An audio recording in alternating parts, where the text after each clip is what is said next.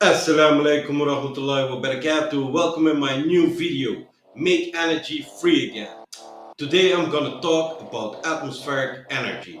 Energy is everywhere, and especially in the air. And we're gonna show you that today. So in the air, there is trillions of ions, and we can harness these to generate electricity. I attribute this to Nikola Tesla. Now, what are we gonna look at? First, we're gonna take a look at a short video about.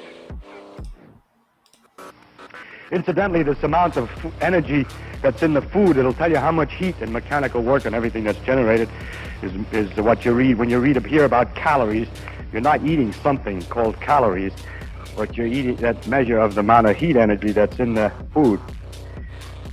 For people who like to, physicists always feel so superior and smart and so on, that people would just like to get them once on something. And so I'll give you something to get them on. They should be utterly ashamed of themselves, because they take the same thing, energy, and they measure it in a host of different ways with different names. Absolutely absurd. Energy can be measured in calories, in ergs, in electron volts, in foot pounds, in BTU, in horsepower hours, in kilowatt hours, all exactly the same thing. It's like having money, in dollars and in pounds and so on. But unlike the economic situation where the ratio can change, these dopey things have an absolutely guaranteed proportion. If anything could be analogous to it at all, the only hope would be to say that there are 20 shillings to a pound, and that you have shillings and pounds, with one complication that the physicist allows, and then instead of saying he has 20 shillings to a pound, he says he has irrational ratios like 1.6183178 shillings to a pound. So, in addition to that, you'd think that the more modern, high-class theoretical physicists would at least use a common unit, but you can find papers with degrees Kelvin for measuring energy, megacycles, inverse Fermis is the latest invention. We don't need any more inventions. We should all measure the energy in exactly the same. We should measure the energy in one unit and let it be done instead of having all these different names. And it just shows that people are often also, they want to say, see, I should bring my little boy to show on the screen so that the audience will understand that I'm human. Well, the proof that physicists are human is the idiocy of all the different units which they use in measuring energy.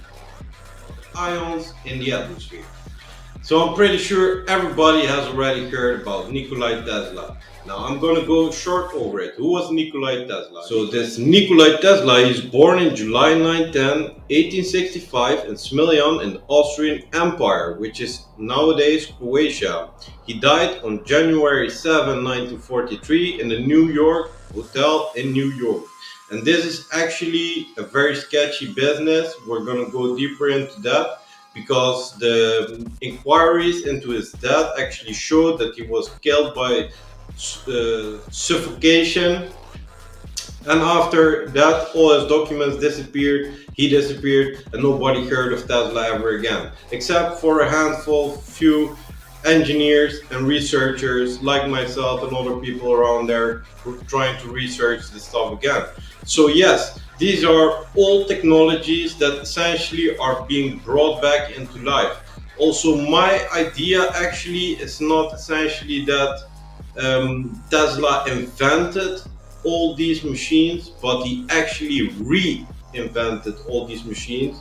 As I said, this is make humanity free again, make Earth great again.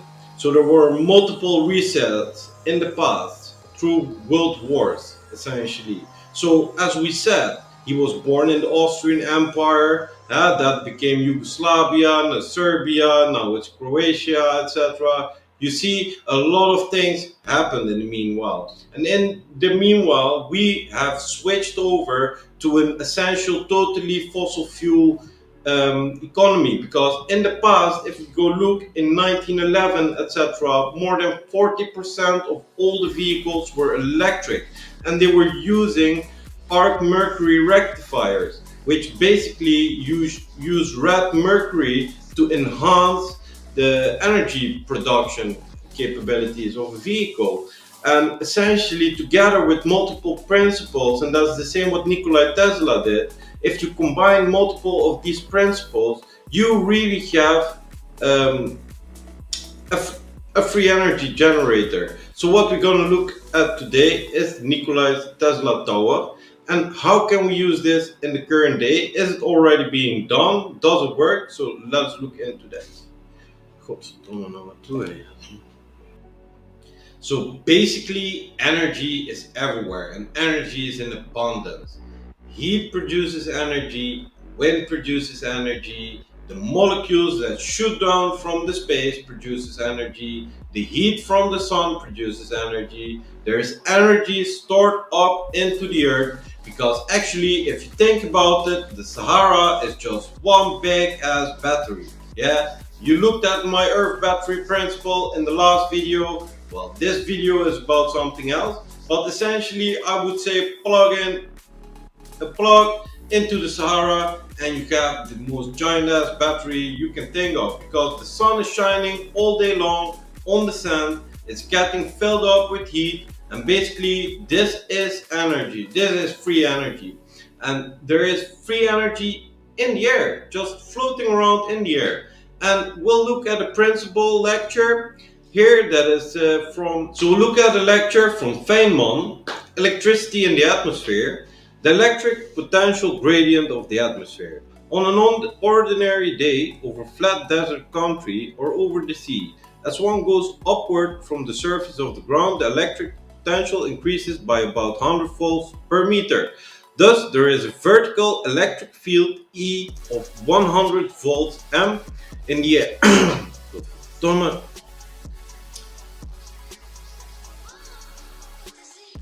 So let us look here at a great lecture from Feynman, Electricity in the Atmosphere. We'll have a short look, but I'll put it in the description so you can have more in-depth look into it. Essentially, I want to bring this back into your attention. I want to bring this back into your mind. People should be thinking about this, working on this. We need to create these groups, what I'm talking about. Put all the minds together, combine the forces, and we can do this. Essentially, it's very easy. The principles require not much money, essentially, because we are going to get the energy from the air, from the ground.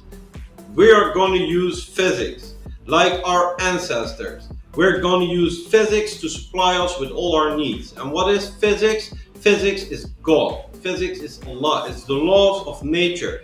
We're going to work with the laws of God so that we have everything for free.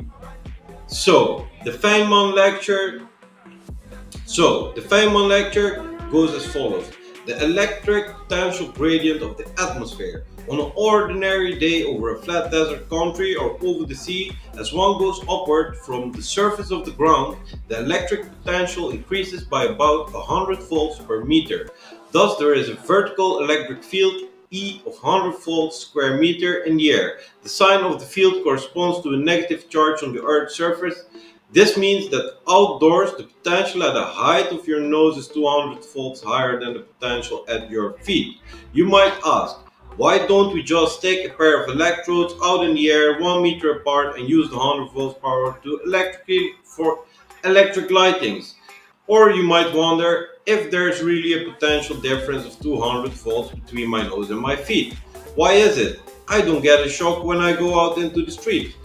We will answer the second question first. Your body is a relatively good conductor. If you are in contact with the ground, you and the ground will tend to make one equipotential surface. Ordinarily, the equipotentials are parallel to the surface as shown in the figure that I will show you here above. But when you are there, the equipotentials are distorted and the field looks somewhat as the figure shown above. So you still have very nearly zero potential difference between your head and your feet. There are charges that come from the earth to your head, changing the field. Some of them may be discharged by ions collected from the air, but the current of these is very small because the air is poor in conductor. How can we measure such a field if the field is changed by putting something there? There are several ways. One is to place an insulated conductor at some distance above the ground and leave it there until there is the same potential as in the air. If we leave it long enough, the very small conductivity in the air will let the charge leak off, or onto the conductor until it comes to the potential added levels that we can bring it back to the ground and measure the shift of its potentials. As we do so, a faster way is to let the conductor be in a bucket of water with a small leak. As the water drops out, it carries away any excess charges and the bucket will approach the same potential as the air. The charges, as you know, reside on the surface, and as the drops or more pieces of surface break off, we can measure the potential of the bucket with an electrometer. So that is indeed a very interesting lecture, and I urge you all to take a look at it. I will put the link to the entire lecture in the description, so check it out. Please like and subscribe as well. And tomorrow, so this video will be in advance to other videos I'm going to make in the series about the old world. I'm here in the beautiful Sofia, Bulgaria, where they have some amazing antiquitech buildings for free energy generation, like the Alexander Nevsky Cathedral, which I will show you here above, and that's what I'm going to be walking around. Tomorrow I'm going to show you everything, the layers, the mud floods, old world Tartaria next to what we have today. So that's going to be very interesting, so stay tuned.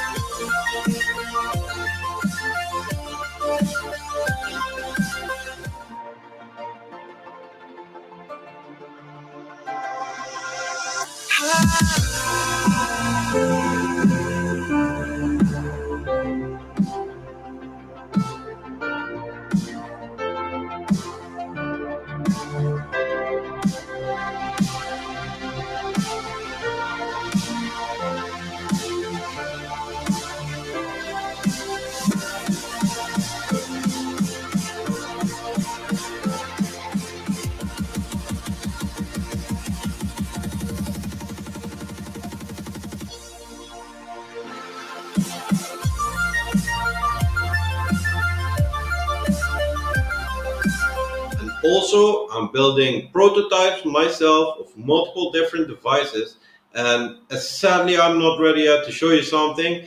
When I show you something, I want to be sure that it works. So please stay tuned and support the channel, because as well, yes, I would like to work together with a group, because most of my projects, essentially what I'm thinking big. So I can't do anything on my own. So please join the project, make Earth great again. You know what it is. Salam.